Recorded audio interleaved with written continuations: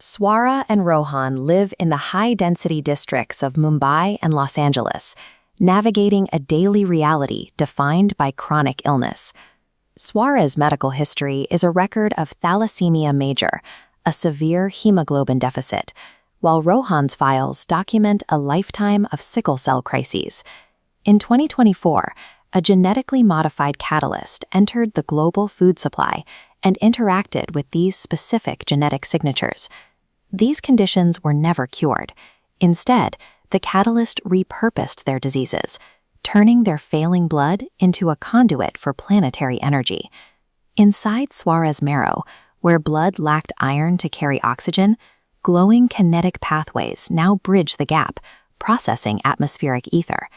For Rohan, Terakai resonance causes sickle cells to lock into a rigid molecular lattice, granting skeletal density comparable to tectonic bedrock.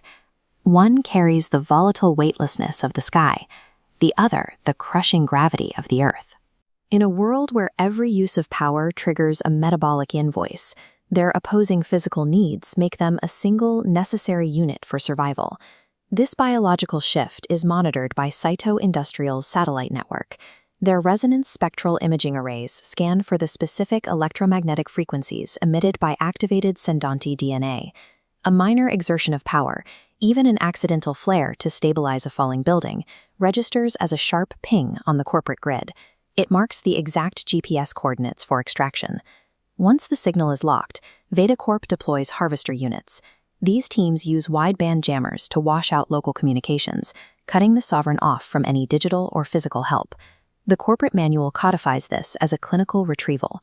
According to the Harvester SOP, teams must secure the target within a 48-hour retrieval window before the biological toll leads to a total molecular collapse. The triumvirate views these teenagers as high-yield biological assets. To a board of directors, a sovereign is a walking battery full of 10,000-year-old software that needs to be harvested, patented, and put to work.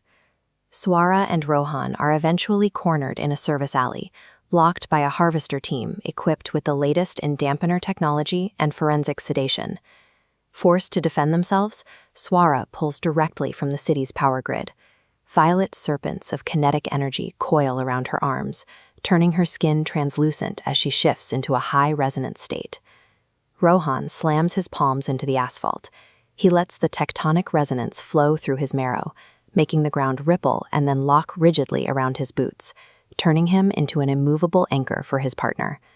The harvesters deploy dampener grenades to short-circuit their abilities. While the frequencies might disrupt a lesser signal, Rohan's sheer cellular density acts as a physical shield that corporate radio waves simply can't penetrate. Their raw output temporarily overwhelms the recovery team, but this level of manifestation comes with a lethal deadline. They are spending caloric energy their fragile bodies don't actually have. Every act of elemental manipulation adds to the sovereign toll. In this universe, power isn't a gift, it's a debt that the character's biology must eventually pay back in full. This metabolic chart shows Swara hitting the red line. As Etherian output spikes, oxygen plummets. Experiencing hypoxic rebound, her blood starves to keep energy flowing. Without immediate grounding, she enters molecular dissolution. The resonance overwhelms her thalassemic heart, breaking her body down at a cellular level. Rohan sees the shimmer in her skin begin to flicker, a sign of imminent collapse. He abandons his tectonic shield, dropping his guard against the harvesters to reach for her. Through skin-to-skin contact, Rohan acts as a lightning rod. He uses his massive skeletal density to absorb the excess static, drawing the violet energy out of Swara's blood and grounding it safely into the earth. This is why the sitter is the most important role in the underground.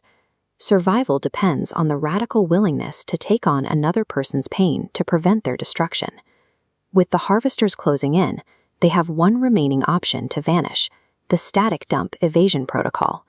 They discharge the remaining volatile resonance directly into the city's power lines, overloading the local substation in a single blinding flash of elemental waste.